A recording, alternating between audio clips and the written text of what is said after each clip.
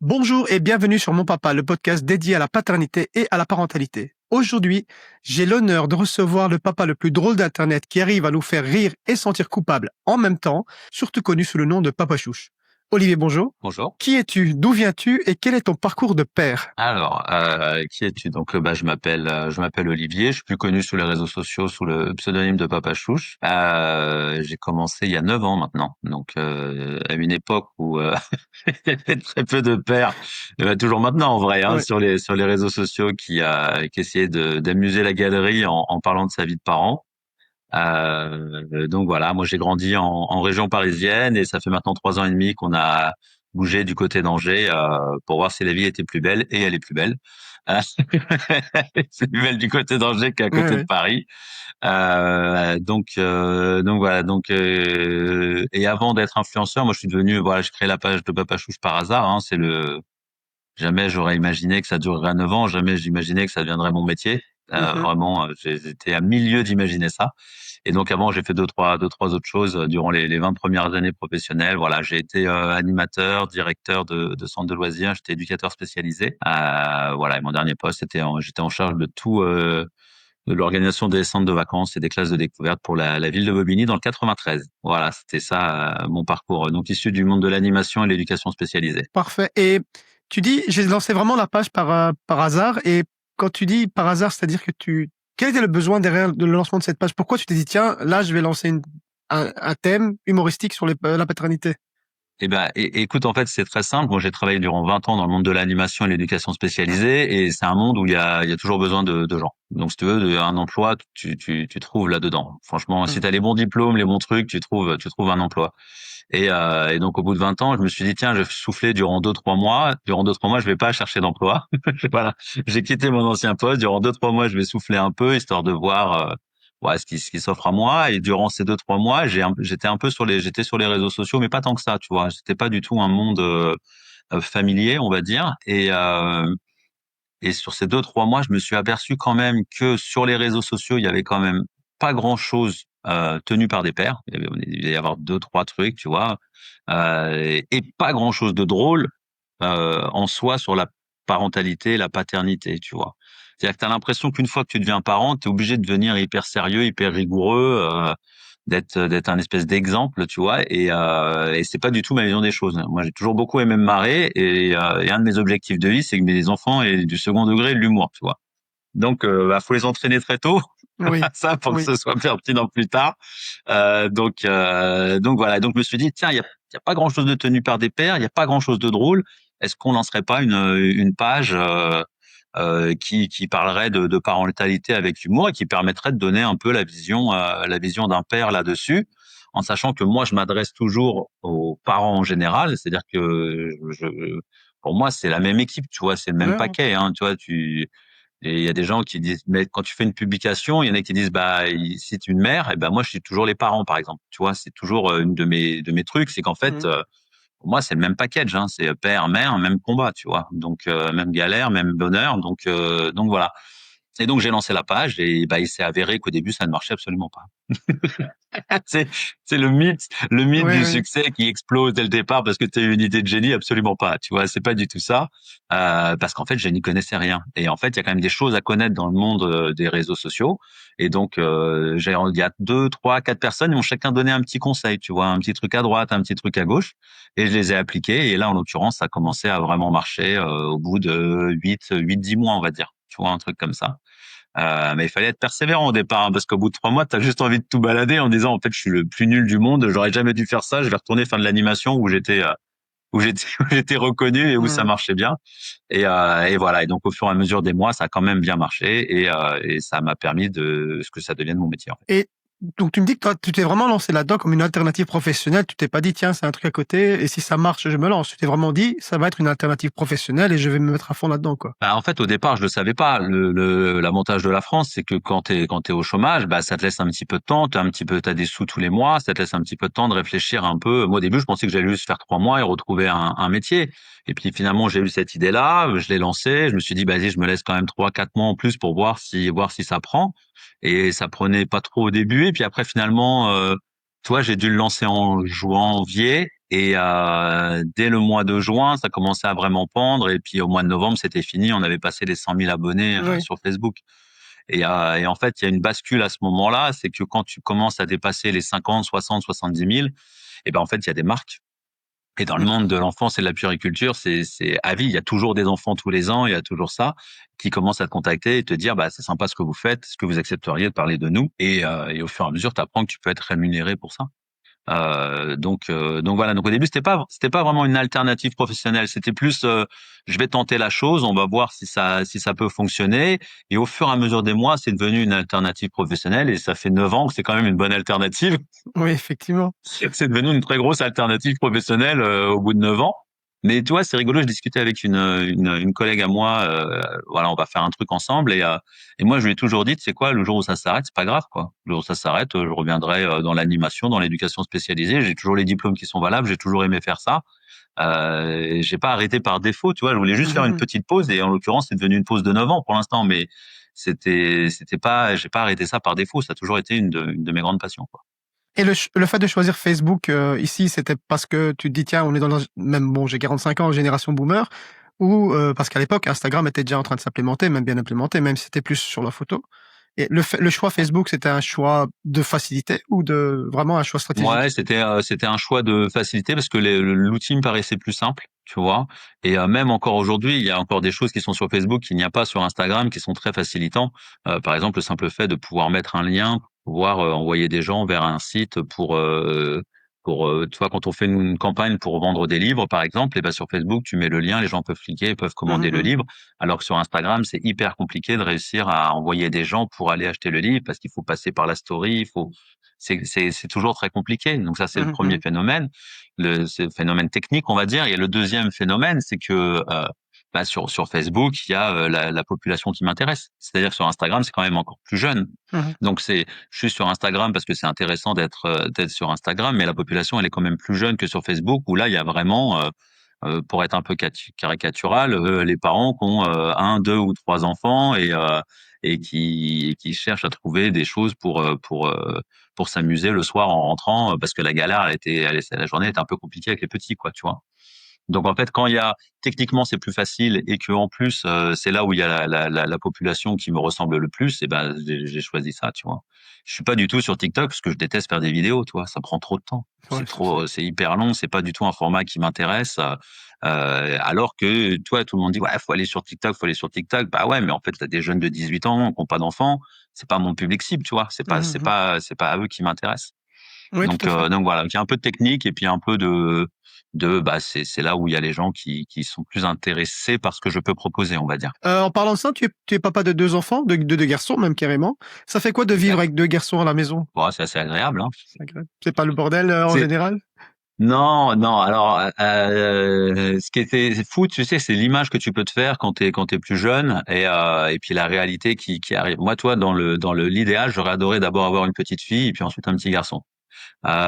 Tout simplement, et dans cet ordre-là, parce que je m'étais dit, si tu as d'abord un garçon et après une petite fille, le mec, il peut casser les pieds à sa sœur et lui dire comment elle doit s'habiller, comment elle doit faire, comment machin. Alors que si tu as la fille en premier, bah, l'autre, il a 2, 3 ans de moins, il va rien lui dire, tu vois. De toute façon, elle aura rien à dire. Le résultat a fait que j'ai eu deux garçons et que ça va très bien. En plus, moi, dans la famille à moi, de quand j'étais petit, on était deux frères aussi. Donc ça ressemble beaucoup à ce que j'ai vécu moi quand j'étais enfant. Donc voilà. Donc c'est sûr que c'est sportif, mais dans le sens ça fait du sport, quoi. Tu vois, on Mmh fait mh. beaucoup d'allers-retours à la salle de sport pour aller faire du handball, et puis après on prend des vélos pour aller faire du vélo, et puis après ça serait bien d'aller faire un peu d'escalade. Enfin, tu vois, c'est un peu voilà, ils aiment bien le sport, donc je vais pas. C'est Oui, oui. plutôt une passion intéressante.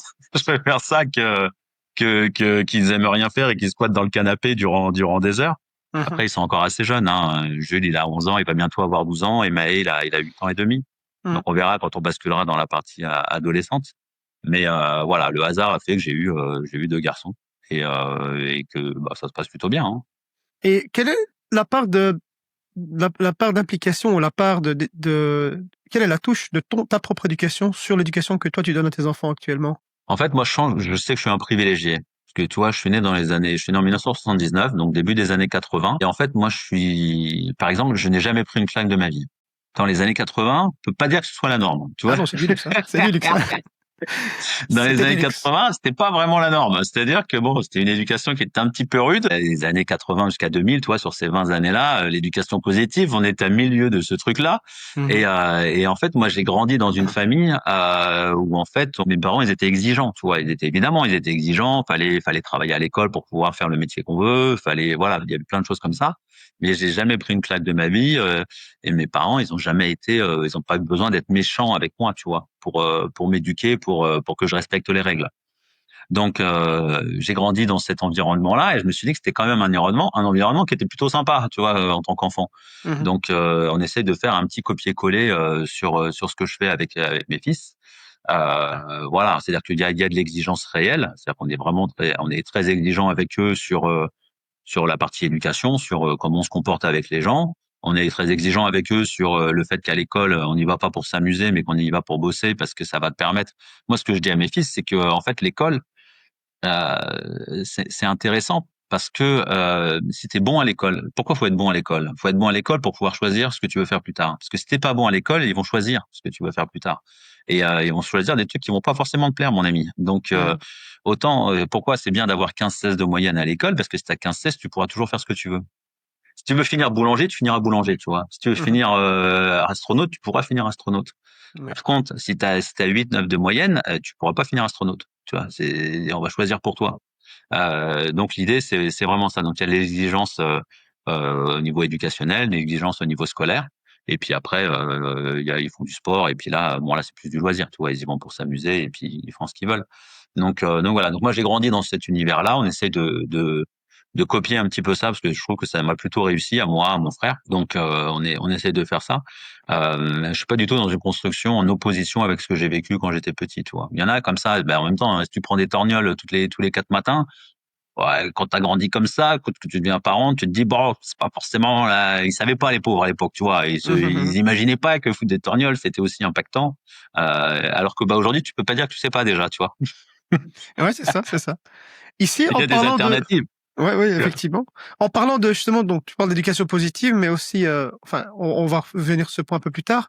Mais la partie qui m'intéresse ici, c'est que tu dis, je motive mes enfants pour aller à l'école, pour leur dire, il faut que tu aies une moyenne pour faire un métier. Quand un enfant a un parent influenceur, et surtout avec ce qu'on voit sur les réseaux sociaux, tu vois, la maladie ou la mentalité de l'argent facile et rapide en se mettant sur les réseaux sociaux. Quand tu as un papa qui est influenceur, parce que tu es influenceur. Bon, Ah ouais. tu as ta partie entrepreneur avec les éditions Yo, mais aussi en grosse partie en influenceur. Comment est-ce que, en tant qu'influenceur, tu arrives à faire comprendre à ton enfant, écoute, papa, il réussit sur Internet, mais toi, il faut que tu travailles bien à l'école. Bah, en fait, moi, ce qui me sauve, c'est ce que je te disais au début. C'est qu'en Mhm, fait, je suis devenu influenceur par hasard. mhm, Et que en fait, si ça a marché, c'est parce que j'y ai consacré beaucoup de temps et que j'y consacre encore beaucoup de temps et beaucoup d'énergie et beaucoup de travail.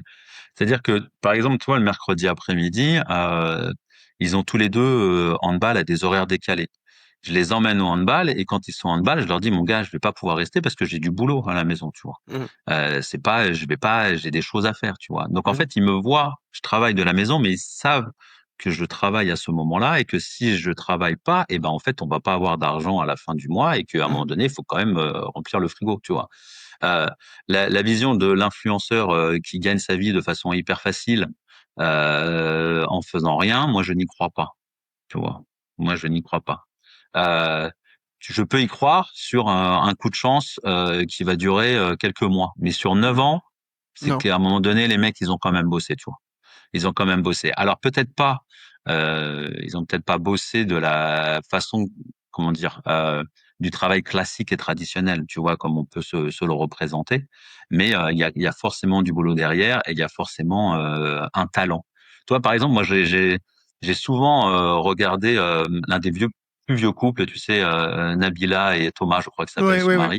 Ouais, un truc comme Euh, ça. ouais, je crois que c'est Thomas, tu vois. Là, ces mecs-là, ça va faire 10 ans quasiment qu'ils gagnent leur vie grâce au monde de l'influence. Et ben, ils ont un talent, tu vois, forcément. Après, c'est pas un talent qui me touche moi. Tu vois, Mhm, c'est mhm. pas quelque chose qui m'intéresse moi, c'est pas quelque chose qui me touche moi, mais c'est qu'ils ont quand même du talent. tu vois. Évidemment, c'est pas le même talent que Mozart ou Oui. Van Gogh, mais c'est un talent quand même. Et après, comme tu dis, moi je suis influenceur, mais moi je suis pas du tout dans le monde de l'influence. Et c'est aussi ça, à mon avis, qui me sauve, c'est que je suis complètement à part de tout ce milieu. Il ne m'intéresse pas en Mhm. fait. Mhm. C'est un monde qui ne m'intéresse pas. Moi, je suis conscient de l'influence que je peux avoir sur ma page, sur les publications que je peux faire, sur des textes que je peux écrire, euh, et sur quand il y a des marques qui veulent travailler avec moi. Mais tu vois, quand tu dis que je suis influenceur et en même temps je suis aussi entrepreneur avec Yo Édition et les livres que je peux écrire. Là maintenant, quand on me demande de me définir, est-ce qui me fait gagner ma vie tous les jours, c'est que je suis auteur de livres pour enfants et que Mhm. je me sers de ma page pour les vendre, hein, tu vois. Oui, c'est ça, Mais, exactement. mais c'est ce qui s'est passé, c'est une bascule qui s'est passée il y a à peu près 3 4 ans. Ça fait 4 ans que je refuse tous les nouveaux partenariats. Je n'accepte plus aucune marque. Les seules marques qu'il y a encore sur ma page, et il y en a très très peu maintenant, c'est des marques avec qui je bosse depuis 5 6 7 ans. Mhm. Et, et parce que en fait, vu que j'ai jamais couru après, ce que je dis toujours, c'est que j'ai jamais rêvé de gagner 10 000 € par mois, moi, tu vois. C'est pas du tout. Je suis issu du monde de l'animation et de l'éducation spécialisée. Quand on gagnait 2 000 € par mois, on était déjà dans déjà un très bon poste, tu vois. Donc l'idée, c'était d'essayer de réussir à compenser ce niveau de salaire. Et quand tu cours pas après l'argent comme ça, et ben tu peux être sélectif dans tes choix de marque. Donc, ça fait 3 4 ans que je n'accepte plus de nouvelles marques. Je continue avec les marques qui m'ont fait confiance il y a 8 ans, évidemment, parce qu'à l'époque, fallait oser, hein, quand même, dire tiens, on va passer par un influenceur homme, papa, qui va mettre en avant notre marque. Donc voilà, comment dirais-je, par respect, par leur confiance qu'ils m'ont Mhm. donnée il y a des années, je continue avec eux, mais ça fait 4 ans que j'ai arrêté toute forme de partenariat et Mhm. ça me va très bien. Je préfère largement vendre mes livres que vendre des produits d'autres marques, en sachant que j'ai jamais mis en avant de produits qui ne m'intéressaient pas. Et J'en je ai pas pense que besoin, ça tu vois. participe aussi énormément à justement de l'image et le fait que tu sois aussi suivi parce que justement dans ta page, on n'est pas en permanence confronté à de la publicité, à des trucs et donc en fait, ça reste très léger même s'il y a des marques qui rentrent et surtout bon, tes produits à toi, c'est normal. Je pense que ça joue beaucoup dans ta réussite aussi. Moi, je Enfin, suis, je suis personnellement. d'accord. Moi, en tout cas, c'est mon pari que j'ai fait, tu vois. Moi, le Mmh. pari que j'ai fait, c'est de me dire, maintenant, les gens, ils savent, grosso modo, au mois de mars de l'année, durant un mois, tu vas entendre parler tous les jours qu'il y a un de mes livres qui sort, d'accord? Mais grâce à ce mois-là, ça me permet normalement de réussir à avoir une rentrée d'argent suffisante pour refuser les marques tout le reste de l'année, tu vois.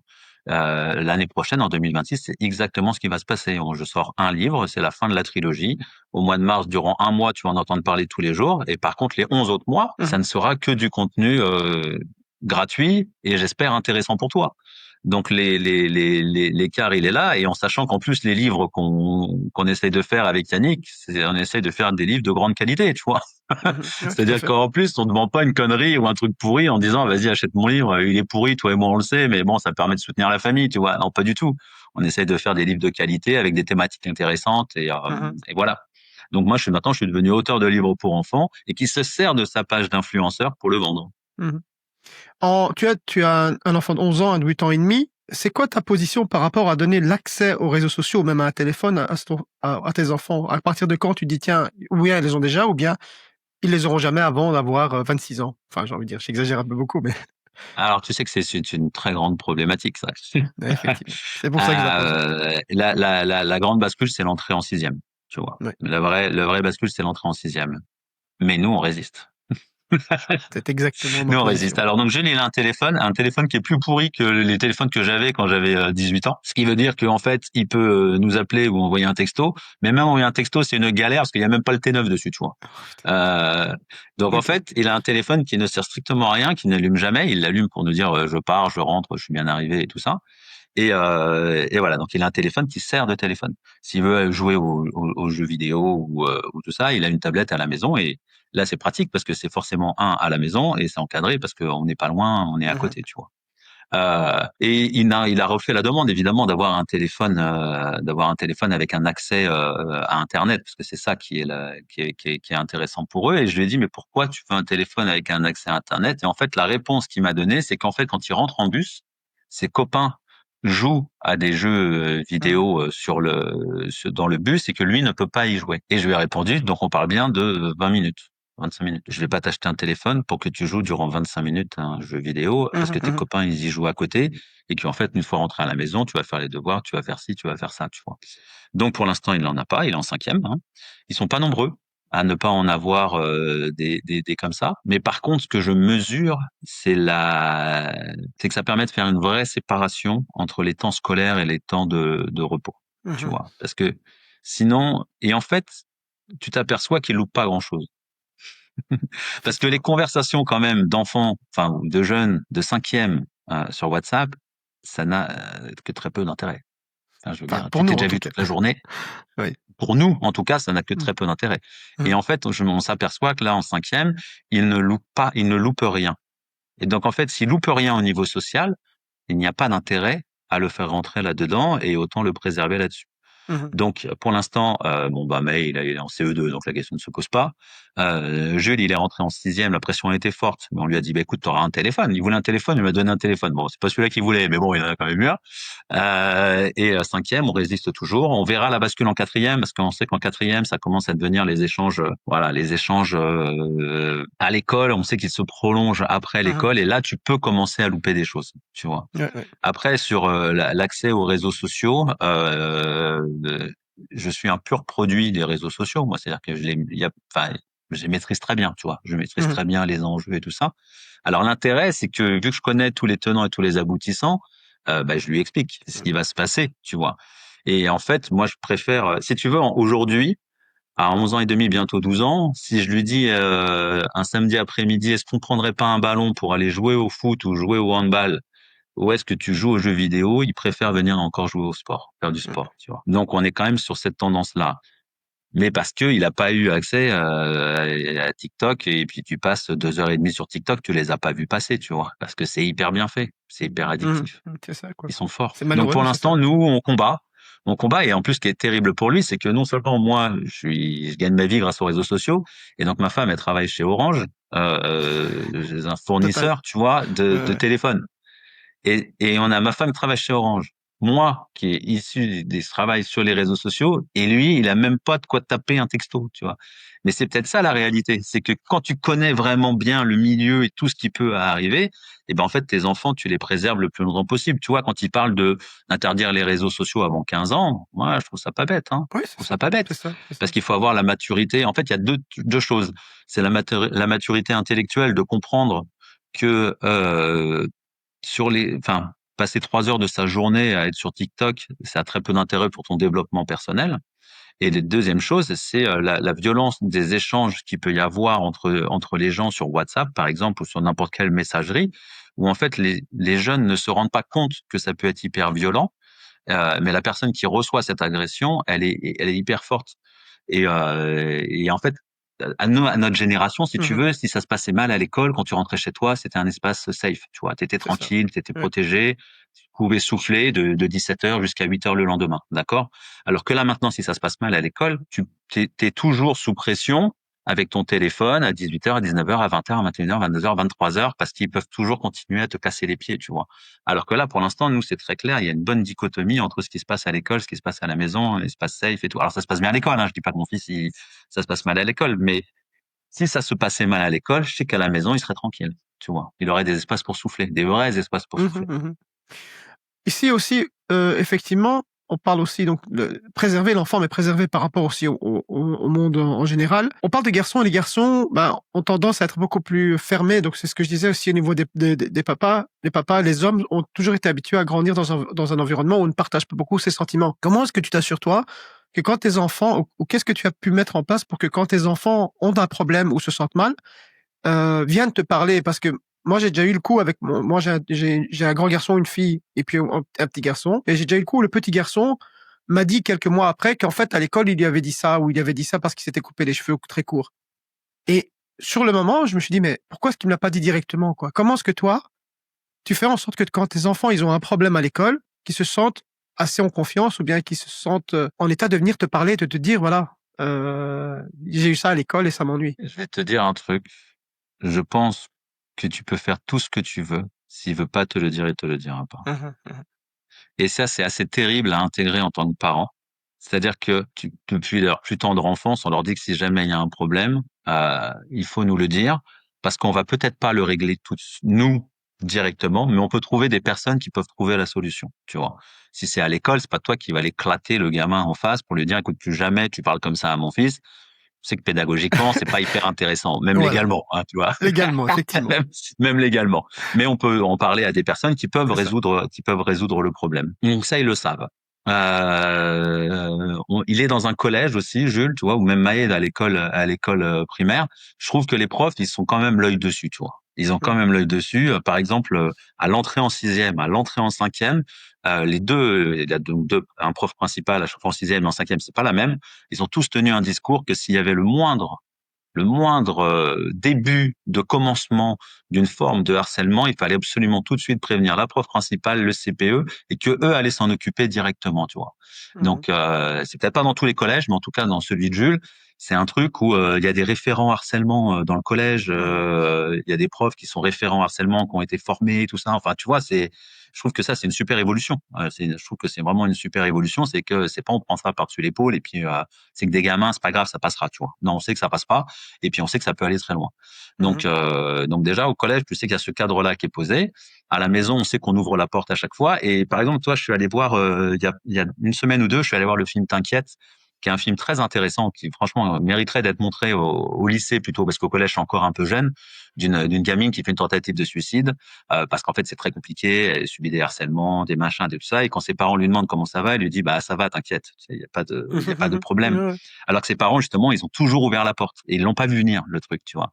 Et en fait, ce film-là, bon, je veux pas le montrer à Jules qui a 11 ans parce qu'il est un peu jeune, mais j'ai dit à mon fils, tu vois, j'ai vu ce film-là, il était hyper intéressant parce qu'il y avait ci, il y avait ça, il y avait ça, il y avait ça, et c'était intéressant. Et la jeune fille, finalement, voilà, elle fait une tentative de suicide, hein, et je dis à Jules, et donc si jamais, et en fait, ça a dérivé parce elle en a pas parlé à temps à ses parents, tu vois. Mmh. Et donc, toi, c'est une matière détournée de dire, moi, je suis allé voir un film, je te le raconte, mais si jamais toi, voilà, je lui ai dit, merde, et il m'a regardé, il m'a dit, non, mais tout va bien, papa. Il y a pas Ouais, de souci, tu vois. tu dit: «T'inquiète». Et donc, t'inquiète, il y a pas de souci. Mais, donc, en fait, toi, il y a une semaine, je sais que tu t'allais bien pour mon fils. Mais est-ce que dans 2 semaines, ça sera toujours le cas? Ouais, c'est ça. Je sais pas. Tu vois, je sais pas si je pense qu'il faut faire tu peux ouvrir toutes les portes que tu veux. S'il pousse pas la poignée, il pousse pas la poignée, tu vois. Mmh. Et puis en fait, il y a aussi des trucs, c'est que toi et moi, quand on était jeunes, on a rencontré des difficultés qu'on a réussi à surmonter sans nos parents, tu vois, et ils l'ont jamais su. Et on a quand même réussi à surmonter ces trucs-là tout seul, et c'était glorifiant et valorisant pour nous de réussir à surmonter ces choses-là. Donc, ce qui est dur, c'est de trouver la bonne distance entre trop le couver et trop le lâcher. Mmh. Tu vois, c'est ça qui est compliqué. Et des fois, moi, je suis plein de bonne volonté. Par exemple, toi, je les rentre en cinquième. Alors en sixième, il nous avait dit de pas le lâcher, tu vois, sur Mmh. les devoirs, sur les leçons, le machin, et on le lâche pas. Ok, on l'a pas lâché, on l'a pas lâché. Là, on arrive en cinquième. Je dis à ma femme, je dis bon, bah là, on va quand même lever un petit peu le pied. Et en 11 ans et demi, 12 ans, il va quand même, voilà, gérer ses devoirs, ses machins, ses trucs. Et à l'entrée en cinquième, la prof principale qui dit, faut pas y lâcher, hein. Non, mais non, mais Ouais, ouais. les gars, ils disent, non, en cinquième, faut pas les lâcher parce qu'ils sont encore petits quand même, donc faut quand même les tenir, les machins. Donc, même toi, quand tu dis, vas-y, on va lâcher un peu la bride sur les devoirs, qui sont un peu plus Mmh. autonomes, de machin, de bidule, et ben, voilà. Et alors, des fois, ce qui est terrible, c'est que tu dis, bah, vas-y, fais tes mathématiques ou fais je sais pas quoi, je suis à côté s'il y a besoin. Et en fait, il vient me voir. Mmh. Il vient me voir. Il vient me voir pour montrer son résultat qui est bon. Je veux dire, il est bon en mathématiques, son résultat, il est bon, tu vois, mais il vient quand même te voir. Et puis sur les leçons, les machins, les trucs, je voulais lâcher, moi, un peu plus. Je Mmh. voulais pas que ce soit open bar, tu vois, mais je voulais lâcher un peu plus. Et là, les profs, ils nous ont dit, waouh, les gars, là, non, là, faut pas les lâcher en cinquième. Et puis là, je trouve ils montent le level aussi, tu vois, sur la quantité de devoirs, les apprentissages, les lectures et tout. Bon, ça, j'étais un bon élève, mais putain, les parents pour qui ont eu des difficultés à l'école, waouh, ça commence à être un peu tendu, hein, quand même, hein, le niveau qui monte, hein. Donc voilà. Donc moi, tu vois, on ouvre des portes, on se dit il y aura toujours ci, il y aura toujours ça, voilà, et t'espères qu'il ouvrira la porte. En fait, ce qu'il faut surtout, c'est qu'il ouvre la porte le jour où il sait que tout seul, il ne pourra pas, tu Mmh. vois? Mmh. Mmh. C'est ça le vrai truc.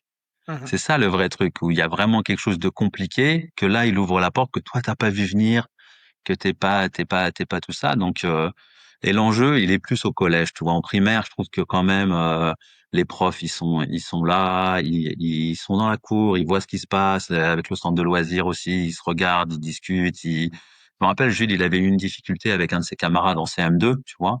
Mmh. Euh, c'est quelqu'un du centre de loisirs qui était venu en parler à sa professeure. Et sa professeure, elle avait attrapé Jules et son camarade pour lui dire que plus jamais il voulait que ce garçon fasse. Ça a été réglé dans la demi-journée, tu vois. Mmh. Mmh Ça a mh. été réglé. Et quand c'est réglé dans la demi-journée, c'est réglé, tu vois. Ouais, tout à fait. Quand c'est attrapé dès le départ, tu vois, ça a pas eu le temps de monter, en fait. Voilà. En primaire, je trouve que c'est encore plutôt bien encadré. Bien encadré. Après, moi, je te parle de la vie à Angers, où ils sont 24 par classe, que Ouais, des ouais. profs qui sont heureux d'être là. Enfin, nous, quand on était en région parisienne, je me rappelle l'entrée de Jules en petite section de maternelle, il était 35. 35 en petite section de maternelle. Qu'est-ce que tu veux faire? Tu C'est peux ça, avoir la ouais. meilleure volonté, la meilleure formation du monde, tu peux rien faire, l'enfer. Alors attends, je te laisse une demi-seconde. Il y a mon Ouais, chat qui miaule. Je vais le sortir, sinon il va être très pénible. ça va. Eh bien, hop là, désolé pour tout le monde. Pas Voilà, de c'est bon. souci, Il est sorti. pas de souci. Alors en parlant de justement d'éducation, et par rapport à notre éducation que nous on a reçue et celle qui est actuellement, et si on parle d'éducation, bah, il y a les extrêmes de l'éducation comme la parentalité positive et le Montessori. Quelle est ta position là-dessus? Qu'est-ce que tu penses de ça? Quel est ton ressentiment vis-à-vis de ce genre de Alors, sur la pédagogie Montessori, moi, j'ai fait une licence de sciences de l'éducation et donc je l'ai étudiée il Mmh. y a 25 ans. Et c'est une pédagogie qui est super. Mmh. C'est une super pédagogie. Après, elle a été dévoyée et instrumentalisée et surtout financiarisée. Exactement. Marketing est arrivé et est tombé dessus, Le quoi. marketing est arrivé, ce qui est très problématique et je pense que Maria Montessori, elle hallucinerait parce qu'elle a quand même commencé dans les quartiers pauvres italiens quand même, hein. Tu vois, les villes italiennes, elle a commencé dans les quartiers pauvres et elle s'est dit: «Tiens, ce serait bien pour les gamins de faire plutôt ci, plutôt ça» et ça fonctionnait hyper bien. Mmh mh. Mmh. Et voilà, mais la philosophie est bonne, tu vois? Mmh. L'application concrète actuelle, me dérange beaucoup plus, mais la philosophie, elle est bonne. C'est comme l'éducation positive. L'éducation positive, elle devrait avoir lieu dans toutes les maisons, dans toutes les familles, en Mmh. vrai, tu vois? Le problème, c'est l'analyse et le détournement qu'en font certains si tu veux, quand j'entends que, ceux qui font de l'éducation positive, ça ne crée que des enfants rois et des enfants qui ne respectent rien, c'est que ces gens-là n'ont strictement rien compris à l'éducation positive. Exactement. Mais vraiment rien du tout. Et, heu, et en fait, c'est beaucoup plus facile, au lieu d'essayer de la comprendre, de l'analyser, de la tenter avec ta famille, c'est Mmh. plus facile d'en dire du mal et continuer à mettre des baffes à tes gamins, si tu veux. Oui. Bah oui, parce qu'en fait, vu que c'est aussi des gens qui sont en grande difficulté parce qu'ils l'ont tenté et que ça a pas marché, mais peut-être parce qu'ils avaient pas les bons codes. Et puis après, ce qui est hyper compliqué avec un gamin aussi, c'est que ce qui fonctionne avec l'un ne fonctionne pas avec Mmh l'autre. mh. Mmh. Et c'est ça qui est hyper dur, tu vois? C'est pas comme une voiture, tu la démarres, tu fais ci, tu fais ça et ça fonctionne et ça roule pour 100 kilomètres, tu vois? C'est pas du tout ça. Et ça, c'est hyper déstabilisant pour les parents de se dire, et ce qui fonctionne l'un avec l'un fonctionne pas avec l'autre. Ce qui est aussi hyper déstabilisant, pour les parents, moi, je trouve, c'est, attends, c'est sorti de mon esprit, mais ça va revenir. Ça me revient pas. Bon, il y avait un autre truc que je Mmh. trouvais hyper dur pour les parents, ça me reviendra sûrement, tu vois. Mais ce qui marche avec l'un marche pas avec l'autre, c'est hyper. Ah oui, et que ça demande une remise en question aussi. Et c'est ça qui est hyper compliqué pour les parents. Parce que tu imagines qu'en fait, il y a quand même certaines personnes là qui deviennent parents, qui se rendent compte qu'ils ont subi une enfance désastreuse. Mmh. Oui. T'imagines la violence du truc? Je trouve ça. Je te dis, moi, j'ai grandi dans un cadre, ça allait. J'ai pas pris une balle dans les années 80. On devait être 3 en France, tu vois. Je veux dire, Ouais. c'est quand même, c'est la réalité. Et quand tu te rends compte que, en fait, tu as grandi dans un milieu qui était pas forcément néfaste, mais qui est quand même pas optimal, ça te fait remettre en cause quand même tes parents et la vision qu'ils avaient de l'éducation, qui est conditionnée évidemment au milieu du moment. Enfin, si tu veux, c'est aussi ça. Donc, Maria Montessori, l'éducation positive, moi, je suis pour, mais si c'est appliqué correctement, de façon intelligente, par des gens qui sont capables de se remettre en question et ne pas être extrémiste. C'est toujours pareil, c'est une question Ouais, de c'est juste ça. mesure. C'est une question de juste mesure. Tu vois? Moi, j'adorerais que toute la pédagogie Montessori soit appliquée au moins dans toutes les écoles maternelles de France. Tu vois? Mmh. Au moins dans toutes les écoles maternelles de France. Mais qu'est-ce que ça veut dire? Ça veut dire qu'il faut former tous les gens. Ça veut Mmh. dire qu'il faut acheter du mobilier et du matériel adapté. Ça veut dire qu'il faut pas mettre un prof, mais qu'il faut en mettre deux ou trois. Mmh. Mais en fait, l'État français, il est pas prêt pour ça. Il est Non, pas tout à prêt fait. pour ça. C'est pour ça que c'est possible dans les endroits où il y a de la thune. Ouais, c'est vrai. Et ici aussi, il y a au niveau des parents, et l'effet des réseaux sociaux, c'est un truc qui revient souvent aussi, mais la pédagogie Montessori, c'est une chose, mais la parentalité positive, on nous tape dans les réseaux, les parents parfaits, tu vois, tout ce qui est regarde, moi je fais ça bien, moi je fais ça bien, mais ça met aussi une énorme pression au niveau des parents. Et ça pousse aussi vers, une, vers un burn-out parental où justement les parents qui n'y arrivent pas, ben, au bout d'un moment, au lieu de devenir des parents bienveillants, des parents qui assistent et qui sont là à appliquer la pédagogie positive, se retrouvent à devenir des parents qui sont justement bien tout le contraire, des parents violents ou des parents complètement dépités qui ne s'en sortent plus, quoi. C'est un gros danger à ce niveau-là. Je suis d'accord avec toi. Si tu veux, ce qui sauve quand même la génération de mes parents ou des tiens, c'est qu'en fait, on peut pas trop leur en vouloir parce qu'ils savaient pas. Mmh. Nous, on sait trop. Alors que là, tu peux pas dire que tu sais pas, tu C'est ça. vois. En vrai, tous les parents, ils peuvent pas dire qu'à un moment donné, dans leur parcours de jeunes adultes ou de jeunes parents, ils ont pas entendu parler de l'éducation positive, tu vois. Mmh mh. Et en plus, l'accès à l'information avec Internet est quand même assez facile maintenant.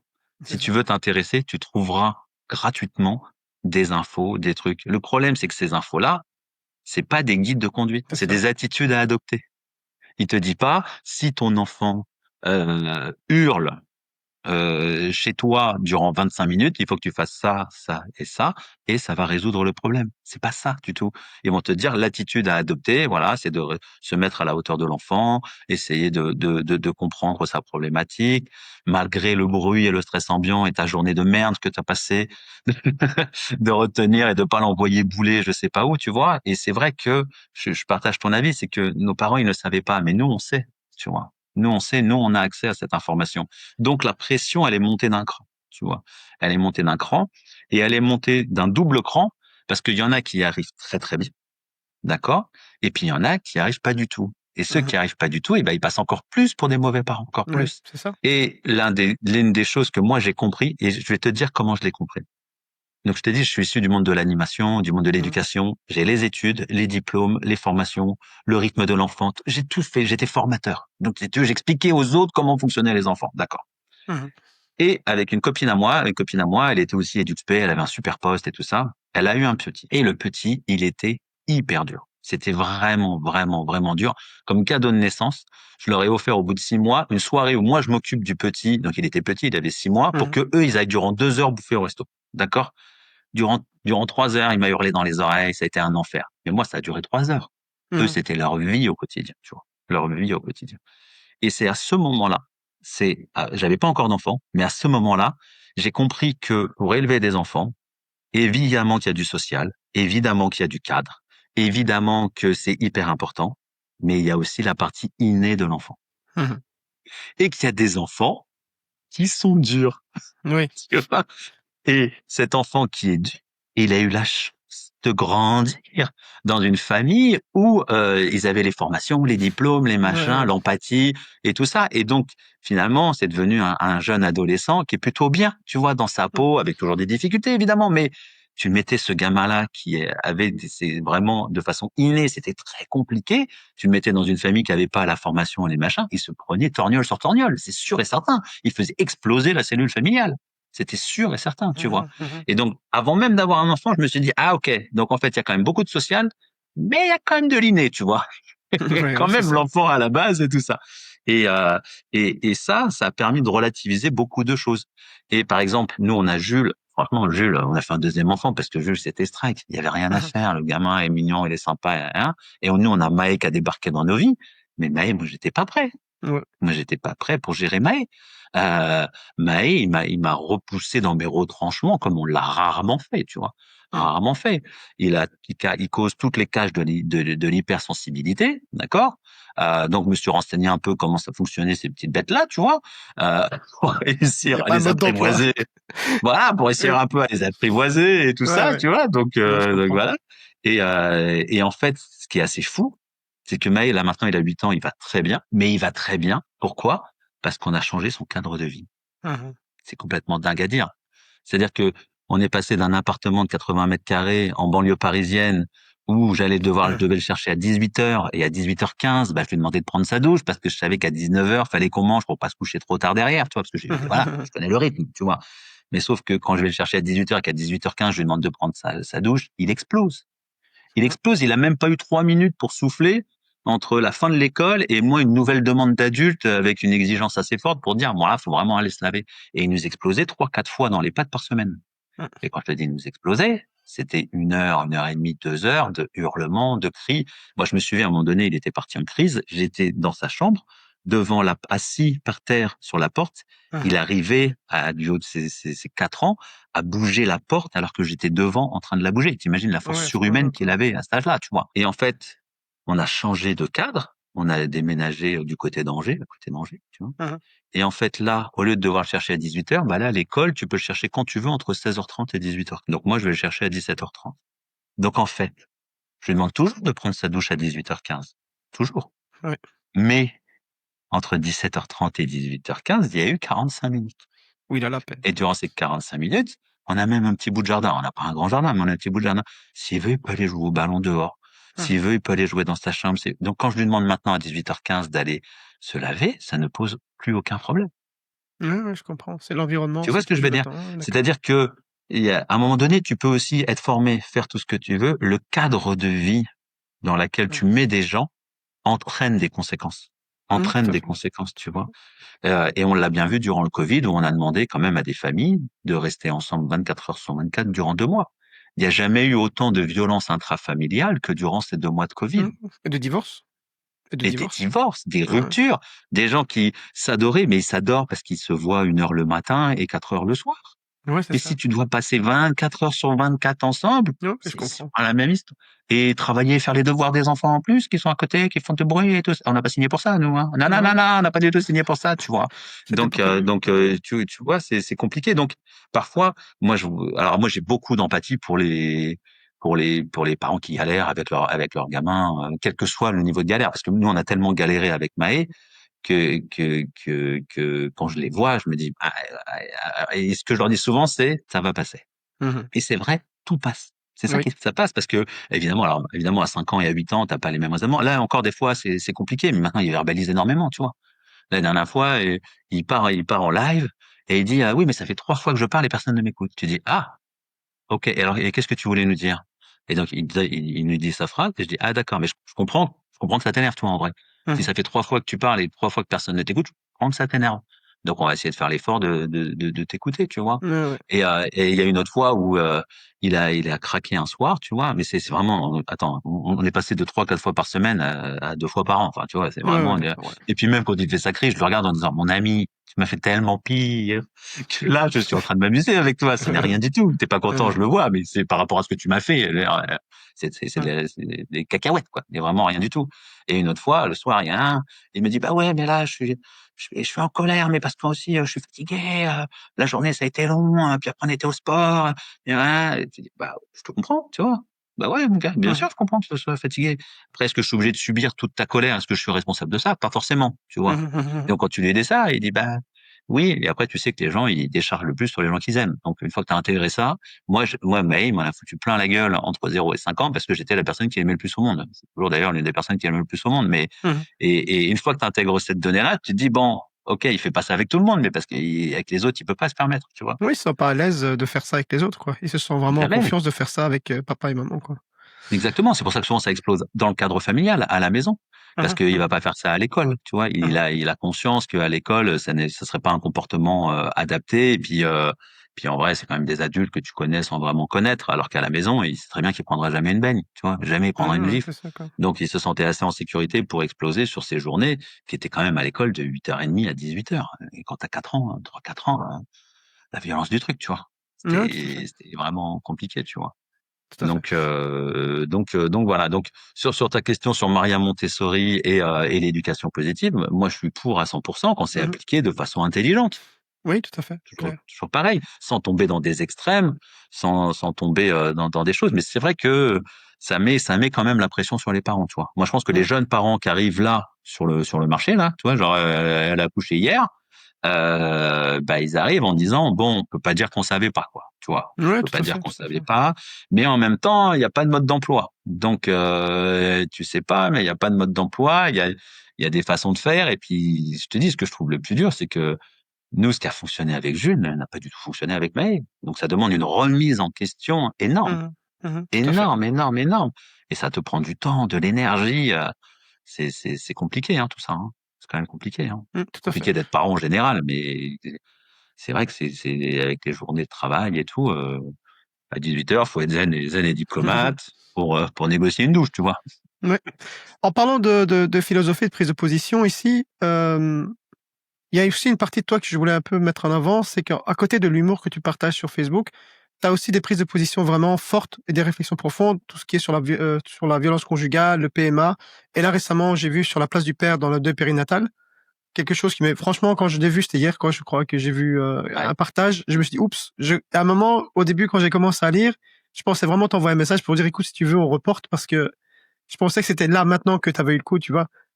Et je trouve ça c'est vraiment fort que dans tout cet environnement léger que tu as mis sur Facebook, que tu arrives encore à prendre des positions vraiment fortes au niveau de ce genre de genre d'événements ou de genre de réflexion. Est-ce que tu vois un retour au niveau de ton public à ce niveau-là, qui sont satisfaits de voir que toi tu prends cette position à ce moment-là sur ça? Ou est-ce que tu sens qu'ils ont l'air de dire, oh, mais qu'est-ce qui se passe? Alors, moi, je vais être très clair. Mmh. C'est-à-dire que, il doit y avoir 800 000 personnes à peu près qui me suivent sur les réseaux. Mmh.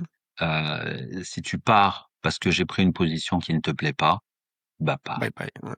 C'est très clair. C'est-à-dire que, à un moment donné, je sais qu'il y a de l'influence. On parlait de l'influence et souvent quand tu penses au terme influence, tu penses justement à des marques, à des Mmh produits à mh. mettre en place, d'accord?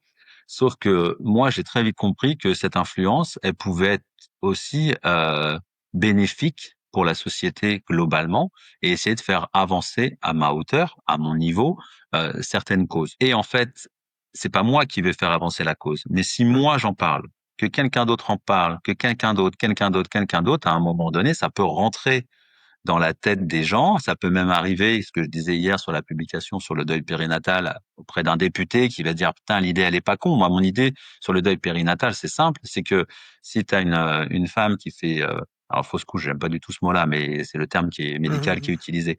Si tu as une femme qui fait une fausse couche, moi je suis évidemment qu'elle va se faire arrêter et ça me paraît tout à fait légitime et ça me paraîtrait impensable qu'elle ne soit pas arrêtée d'office.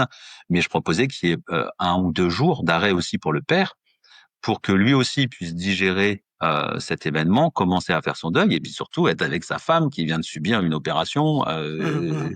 traumatisante la veille. Et moi, quand j'avais demandé d'être arrêté 2 jours, le médecin avait rigolé en disant mais vous plaisantez ou quoi? Jamais je vais vous arrêter parce que votre femme a perdu un enfant. Et en fait, si tu veux, ça met en ça montre bien la vision que pouvait avoir ce médecin, mais c'est aussi Mmh une mh. vision de la société. C'est-à-dire que la société considère que l'homme, s'il y a une fausse couche, n'est pas impacté par le décès de son enfant, de son futur enfant, tu vois? C'est Mmh complètement mh. fou quand même. Je trouve ça Ouais, c'est dingue, ça. tu vois? Ah, j'ai fait la promotion aussi du don de gamètes et d'ovocytes. Mmh mh. C'est-à-dire que, pour la PMA, Mmh. c'est-à-dire que, il y a des gens pour qui ça fonctionne sans problème et puis il y a d'autres couples pour qui c'est beaucoup plus compliqué. Alors des couples hétérosexuels ou homosexuels, mais moi je m'en fiche en fait, tu vois? Mmh Peu mh. Mmh importe. mh. Quand j'ai appris qu'en fait, il y avait plus de femmes qui donnaient d'ovocytes que d'hommes qui donnaient de spermatozoïdes, je me suis dit: «C'est un truc de fou quand même». Ouais. Parce que la démarche est pas du tout la même, hein. Non, Pour un mec, c'est relativement simple, hein. c'est moins intrusif, beaucoup moins intrusif. Grosso modo, c'est voilà, tu as un bon du Voilà. sperme, bon, ça peut te prendre 3 minutes si tu es efficace. Ouais, c'est ça. Et le don d'ovocide, c'est des piqûres, des machins, une opération, c'est un truc de Mmh. fou, tu vois? Mmh mh. Et en fait, en France, on manque de donneurs. On manque de donneurs et en plus l'ouverture de la PMA, pour tous, pour que les femmes et les hommes, en couple homosexuel et ben, en fait, la demande a explosé. Mmh La mh. demande Mmh. a explosé. Donc voilà, moi j'ai des prises de position et tu as bien analysé, c'est qu'en fait moi j'ai une page où en fait tu te marres, tu te marres, Mmh tu te marres, tu te marres, tu te marres et puis à un moment donné on va te dire: «Bah, est-ce qu'on réfléchirait pas 2 minutes sur un truc?» tu vois? mh. Ouais, c'est ça. Et en fait, moi moi j'ouvre à découvert, tu vois? Je vais pas faire genre, je ne pense pas ci, je pense pas ça, tu vois? Mmh mh. Du moment que ça reste dans le thématique familiale, moi j'y vais, hein, tu vois? Et voilà, moi je suis quelqu'un de gauche, tu vois? À la base, moi je suis Mmh. plutôt quelqu'un de gauche, mais je sais que les grandes avancées sociales ont toujours été portées par les gouvernements de gauche. Mmh. OK. Quasiment toutes les avancées Ouais, sociales, tout à fait. à part, la possibilité de l'avortement qui a été portée par Simone Veil qui était, voilà, quelqu'un de droite, tu vois? Mmh, Mais à part féministe ça, aussi. Droite, mais C'est féministe, Simone Veil, donc alors, c'est féministe, d'accord, mais mais elle est bon, de c'est un droite. peu Donc, c'est droite, mais bon, elle était féministe, donc en fait, c'est c'est une par droite sa partie féministe. féministe qu'il y a plus, C'est oui. une droite féministe. Mais voilà. Donc moi, Ouais, ouais, tout à fait. concrètement, je sais qu'il y a de l'influence et que ça peut permettre de faire évoluer certaines mentalités. Donc si on peut poser des graines dans Mmh. les trucs, moi j'y vais, tu vois. Mmh, tout Et à fait. surtout qu'en fait, sur ma page, quand tu regardes la composition de la page, c'est 80% de femmes et 20% d'hommes, d'accord, Mmh mh, mmh. la structure. Et en fait, je me suis toujours dit, putain, c'est pas ouf 20%. Mais en fait, quand tu regardes la composition d'autres plages d'influenceurs ou d'influenceuses, on va dire, Mmh. on est à 97% de femmes et 2-3% d'hommes. Ouais, c'est ça, c'est Donc en fait, exactement ça. 20%, c'est énorme. C'est ça, Et en c'est ça. fait, t'imagines la publication hier sur le deuil, que j'ai écrite là sur le deuil, alors Périnatal. nous on l'a géré il y a 8-9 ans, hein, donc Oui, c'était oui, oui, il y a mais 9 ouais. ans. Donc le deuil, voilà, on a avancé là-dessus, tu vois. Mais toi, cette publication-là, elle a été vue plus d'1 million de fois, 1,5 million en 24 heures. Mmh mh, mmh.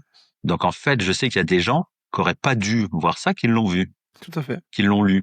Et peut-être qu'il y a des gens qui sont pas d'accord avec moi ou pas, eh ben, ils ont quand même lu un point de vue différent de quelque Mmh. chose auquel ils n'auraient jamais dû être confrontés. C'est ça, c'est exact. Et quand on parle de Et 20, ouais. rien que ça, c'est une avancée parce que si moi je le dis, puis finalement après, moi ce que j'aime beaucoup, c'est que parfois il y a des gens qui lisent mes textes et puis ils en discutent avec d'autres, tu vois, C'est en ça. pensant que tout le monde est d'accord avec eux, mais en fait tes Mmh mh. amis sont pas forcément toujours d'accord avec toi. Et puis C'est ça ça. se trouve j'ai avancé un point avec lequel ils sont en désaccord en disant ah j'ai lu le texte de l'autre, là t'as vu, et puis en fait ils se rendent compte qu'ils ont peut-être une ou deux copines qui disent bah ouais mais il a raison. Ils disent mais attends pourquoi tu peux penser ça? Et puis après hop et C'est ça créer le permet de débat. faire avancer et Mmh ça mh. fait des débats et ça permet de faire avancer peut-être la cause, peut-être les choses comme ça, tu vois. Mmh mh. Donc voilà. Donc on pense souvent à l'influence du côté marketing, vente de choses. Moi, j'utilise mon influence Mmh mh. pour essayer de faire avancer des causes, des sujets et des débats dans la société. Hein. Mmh, c'est ça. À côté de ton Et rôle d'influence, j'y vais. pardon, Si tu veux, excuse-moi. j'y vais parce que je suis pas obligé en vrai. Toi, je suis pas obligé de Mmh. m'emmerder à ça après de gérer des messages parce que hier, quand je publie un texte comme ça, je t'explique pas combien de messages j'ai reçus de femmes qui commencent leur phrase en disant un message ouais, qui commence en disant je ne peux pas commenter votre publication parce que personne ne le sait, mais Mmh. moi aussi j'ai subi une fausse couche la semaine dernière. Hein, et Ouais, là, faut les gérer, tu vois, ces messages ouais, de femmes c'est en lourd, hein. détresse C'est ça. qui sont vraiment dans une douleur et tout ça. Et elle termine tout en disant que le texte leur a fait énormément de bien parce qu'elles se Mmh mh. rendent compte qu'elles ne sont pas seules à avoir vécu ça, tu vois. Et Mmh c'est mh. ça qui est dur par exemple, dans le fait de vivre une fausse couche, c'est que tu imagines que ça t'arrive qu'à toi. Sauf qu'on sait que c'est une mère sur 4, en C'est ça. moyenne. C'est entre 20 et 25% des femmes ou des mères, on va te dire des mères parce que tu peux être une femme sans avoir d'enfant, tu vois, des Mmh mh. mères qui vont peut-être avoir une fausse couche durant leur grossesse. Mmh mh. C'est C'est énorme. énorme, Ouais, c'est tout à fait. énorme. 25%, c'est fou. Ouais. Tu vois, tu as 4 copines à toi, potentiellement, il y en a une qui a fait une fausse couche et tu le sais même pas, tu vois? C'est ça. Ouais, ouais. C'est Non, c'est fou, horrible, c'est horrible. c'est énorme, hein, tu Et vois? ça reste très tabou dans la Et société d'aujourd'hui, malheureusement, ça reste encore un et thème tabou, quoi. exactement et c'est pour ça que les médecins disent: «Faut attendre les 3 mois avant de l'annoncer». Mais c'est encore plus violent quand tu as passé les 3 mois, que tu l'as annoncé à la Mmh terre mh. entière parce que tu es aux anges et puis que le 4e ou 5e mois, finalement, le bébé a pas Bébé n'est pas survécu, né. tu vois? Ouais, ouais, Et tu c'est dois ça. re-annoncer à tout le monde que finalement, avec les regards de compassion, ta tristesse à gérer, la tristesse des autres à gérer, Mmh mh, mmh mh. voilà, ça fait beaucoup, quoi. C'est pour Non, ça je que 2 comprends. jours, ça me paraît pas ouf, Ça tu vois? paraît énorme. D'arrêter Ça 2 devrait être jours les faisable. pères, waouh, ça me paraît bon, je sais que les finances sont un petit peu ric-rac en France en ce moment, mais bon, peut-être faire un petit effort, tu vois? Surtout Ouais, qu'en plus, surtout que tu là, peux vous avez un laisser gouvernement, tu sais, enfin. c'est comme là, tu peux laisser la possibilité et puis après les hommes les prennent ou pas. Mmh Mais mh. si l'homme, il en a besoin, bah, il le prend, tu vois? Tout à S'il fait. considère que c'est légitime, il peut le prendre. S'il a le besoin, comme c'est une option, une possibilité, voilà, Exactement, tout à fait. exactement, mais il a pas à le quémander. Tu vois? C'est Mmh mh, ça le tout truc. à fait. C'est la différence entre le droit et le passe-droit. Le passe-droit, c'est bon, allez, je vous arrête 2 jours, un petit clin d'œil, parce que bon, allez, vous avez besoin d'être avec votre femme. OK, non, le droit, c'est je vous arrête 2 jours, est-ce que vous les voulez ou pas? Tu vois? C'est pas du tout la même chose, hein. Mmh mh. Dans la démarche, dans la demande, si l'État français juge, par exemple, que c'est bien que l'homme s'arrête 2 jours pour se remettre, commencer son deuil et être avec sa femme, bah, c'est quand même socialement, hyper intéressant, je trouve. Mmh mh, tout à fait. On arrive tout doucement vers la fin, donc mais il y a un point que je voudrais aussi, mettre sur la table, c'est à côté de Papa Chouch et de l'humoriste, j'ai envie de dire de l'influenceur, il y a aussi l'entrepreneur, l'auteur de livres, qui a déjà fait plusieurs livres. Donc tu as eu la panthère qui avait mauvais caractère, l'hippopotame qui avait un gros popotin, le castor qui rêvait d'avoir un ami. Donc c'est tous des livres, qui permettent aux enfants de justement parler de sentiments, de sujets sensibles, pour pouvoir justement aborder ça d'une manière plus ludique et plus drôle. Euh, là actuellement, bah, tu as le cahier des activités du Père Noël très très en retard, qui est en version papier et qui, grâce à un lecteur et auditeur, est en version numérique pour la France et en dehors de la France, parce qu'il est disponible qu'en France seulement sur papier. Qu'est-ce qui vient? Qu'est-ce qui est la suite de ça? Qu'est-ce qui est le futur de Papa Chouchou d'Olivier? C'est quoi? Bah, écoute, en tout cas, c'est une très bonne analyse que t'en fais. Moi, j'écris que des livres pour faire marrer les gens et les faire réfléchir. Ouais, c'est ça. C'est la base, tu vois. C'est la base. Donc, quitte à sortir un livre pour enfants par an, autant qu'il soit un petit peu qualitatif et qu'on aborde des thématiques qui sont rarement abordées. Toi, quand on a écrit l'hippopotame qui avait un gros popotin, Mhm. en fait, c'était une façon d'aborder la problématique du poids, alors surpoids ou sous-poids d'ailleurs, peu importe, Mhm. et les moqueries que peuvent avoir certains enfants, et puis comment gérer ça quand tu as un copain qui est en surpoids ou en sous-poids, comment voilà. Donc on a écrit une histoire hyper marrante là-dessus, il a hyper bien marché. Et en fait, ce qui est complètement fou, c'est que quand j'ai eu cette idée-là, j'ai regardé ce qui avait déjà été fait en fait de livres pour enfants parlant du poids. Et en fait, t'en as deux.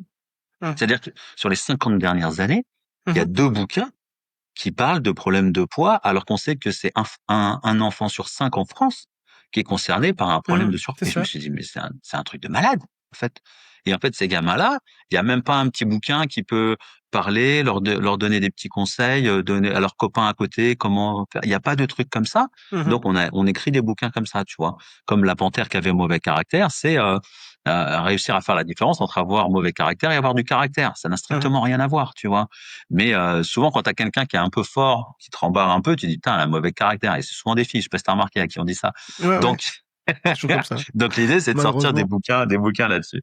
Donc moi, j'adore écrire des livres pour les enfants. Donc là, on finit la trilogie l'année prochaine. Mhm. On sort un nouveau bouquin l'année prochaine. On termine la trilogie autour de la forêt amazonienne. Mhm. Euh, et ensuite, je pense que je n'écrirai plus de livres pour enfants. Oh. Ce qui est assez fou. Quand j'explique ça aux gens, ils trouvent ça assez dingue parce que, comme tu dis, ça marche hyper bien. Enfin, ils sont tous best-sellers. On a tous vendu 10 000 exemplaires de chaque, voire double, triple ou quadruple Mais best-seller. Le nom il y qui a a un besoin justement de livres comme ça, hein. Exactement, ouais. Et puis il y a du monde qui suit parce qu'en fait, les histoires elles sont drôles et elles font réfléchir, donc forcément ça fonctionne plutôt bien, tu vois. Sauf que moi, j'ai pas une vision commerciale ou on va dire qu'est-ce qui marche dans le marché, qu'est-ce qui fonctionnerait dans le marché, on Mhm. va essayer de Mhm. glisser dedans pour. C'est pas du tout ça. Moi, j'écris pour mes fils, Ok. pour essayer de les faire évoluer, comprendre des trucs, voilà. Mhm. Le castor qui rêvait d'avoir un ami, l'histoire a été Maï, il avait 3 ans, il allait rentrer en petite Mhm. section de maternelle, et c'est un garçon qui était hyper chouette, mais il a pas besoin des autres, tu vois. Oui. Sauf que moi, je savais que ça serait quand même bien qu'à l'école maternelle, il ait un ou deux potes ou une ou deux copines pour que les journées elles soient un peu moins longues, tu vois. Mhm.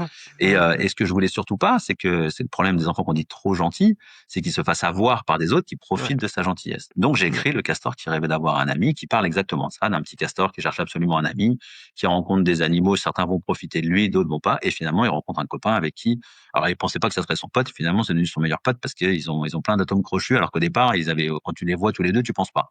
Mhm. Mhm. Et voilà. Sauf que Mike, il va avoir 8 ans, bientôt 9. Mhm. Et en fait, les livres, c'est plus pour les 3-8 ans. Donc, je Ok. pense que c'est mon dernier livre pour enfants, là. Alors, Mhm. ça va un peu pleurer dans les chaumières, hein. Oui, effectivement. Et donc, ils se disent, mais non, ne s'abandonne pas. Mais par contre, vu qu'ils ont grandi, peut-être je vais sortir, on réfléchit peut-être avec Yannick à sortir des trucs pour les plus grands. Mhm. Mhm. On aimerait bien un des projets qu'on aimerait bien faire, c'est reprendre tous les codes des livres pour enfants, d'accord? Mhm. Le titre, les textes, les dessins et tout ça, et faire un livre pour adultes. C'est-à-dire Oh. que tu reprends tous les codes du livre pour enfants et puis tu fais par contre un livre pour les ados adultes, on va dire 14, à partir de 14 ans, Ok. Ok. Ok. avec des allusions, de l'humour, des trucs, toi, pour les plus grands, mais en reprenant tous les codes des livres pour enfants. Ça, c'est un projet, on va essayer de le faire en 2027, je pense. Mhm.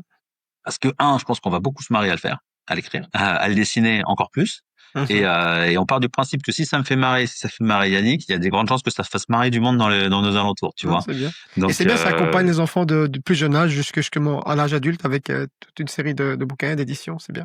c'est l'idée, voilà, toi, les gars, les enfants qu'on a qui nous suivent depuis quelques années, qui nous disent, bon, bah, maintenant, je vais pas prendre un bouquin pour les 3-8 ans. Ma fille, elle a 12 ans, je vais pas aller prendre ça. Et bah, peut-être que tu vas repartir avec nous sur une petite série pour les bouquins, pour des livres, pour des 12-14 ans et plus, tu vois. Mhm. Parce Mhm. que, voilà, ils ont grandi, et ça va les faire marrer. Et puis, ça va les faire marrer de revoir les dessins, de savoir que c'est le même auteur. On sait que ça va les faire marrer.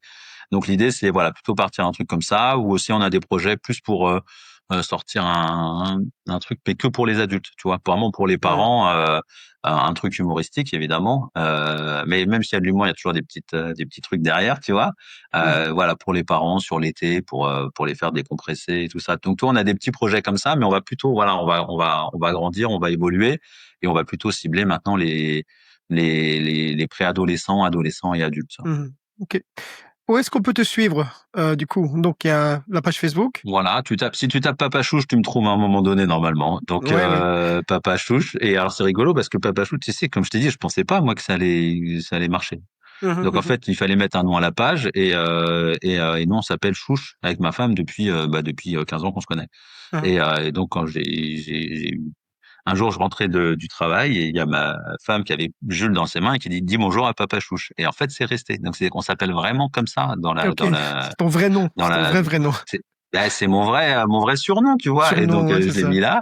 Donc si tu tapes Papa Chouche sur Facebook ou sur Instagram, tu me trouveras à un moment donné. Parfait. Voilà. Après, faut aimer l'humour qui pique parfois, faut le dire, hein, voilà, Mmh. parce que c'est Non, non, c'est ce que je disais, c'est que tu as un humour, en fait, on regarde, on fait un bon gros rire gras et puis on regarde, c'est pour être sûr que personne, tu vois, le même avec le Jésus qui regarde derrière pour voir que tu pas. Donc ça ouais, m'arrive souvent c'est de ça. regarder derrière moi pour être sûr que personne m'a vu C'est rire. exactement, voilà, c'est exactement ça.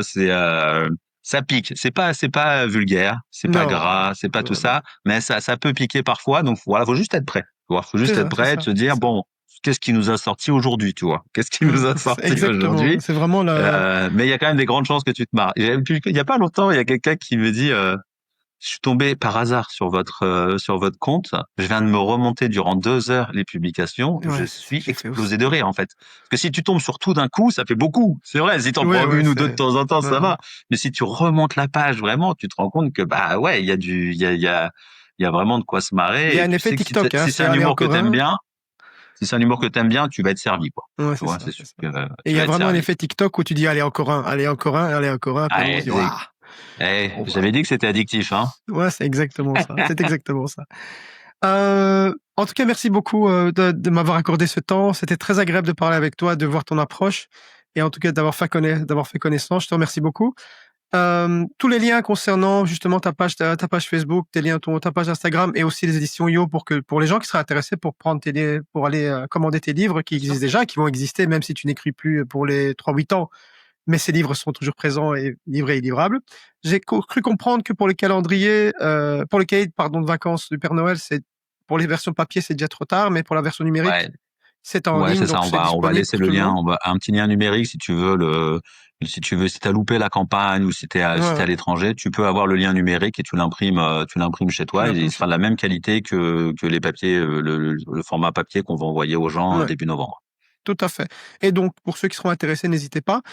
Moi, je vous dis merci beaucoup et à bientôt. N'hésitez pas à vous abonner et à laisser un petit commentaire si ça aide la chaîne à être visible et ça aide aussi à justement partager, que d'autres parents viennent et d'autres papas viennent et partagent avec nous et deviennent une communauté ensemble. Merci encore beaucoup, Olivier.